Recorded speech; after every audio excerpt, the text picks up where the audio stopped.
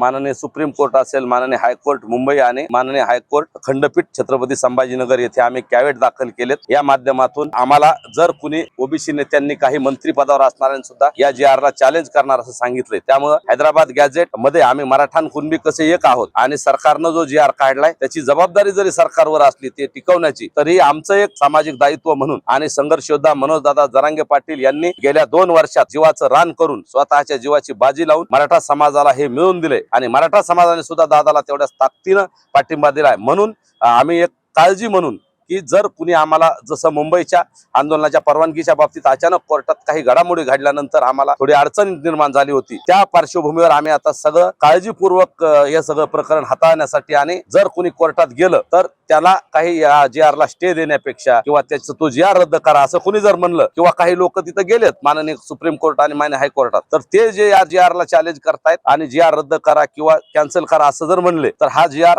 मध्ये हैदराबाद गॅझेट आणि मराठवाड्यातला मराठा आणि कुणबी कसा एकच आहे हे पटवून देण्यासाठी आम्ही ते कॅवेट दाखल केलंय। या माध्यमातून आम्ही माननीय कोर्टांना सांगू की मनोजदादा आणि अखंड मराठा समाजाने जो लढा दिला आणि त्या न्यायानं सरकारनं एक सकारात्मक होऊन जे कोर्टाच्या नियमात बसतंय, जे आमच्या हक्काच्या नोंदी, जे आमचं घटनेनं दिलेलं आरक्षण आहे तेच आम्हाला मिळालेले, त्यामुळे ते कसं कायदेशीर आहे हे आम्ही माननीय कोर्टाला या माध्यमातून पटवून देणार आहोत। त्याच्यासाठी आम्ही कॅवेट दाखल केलं।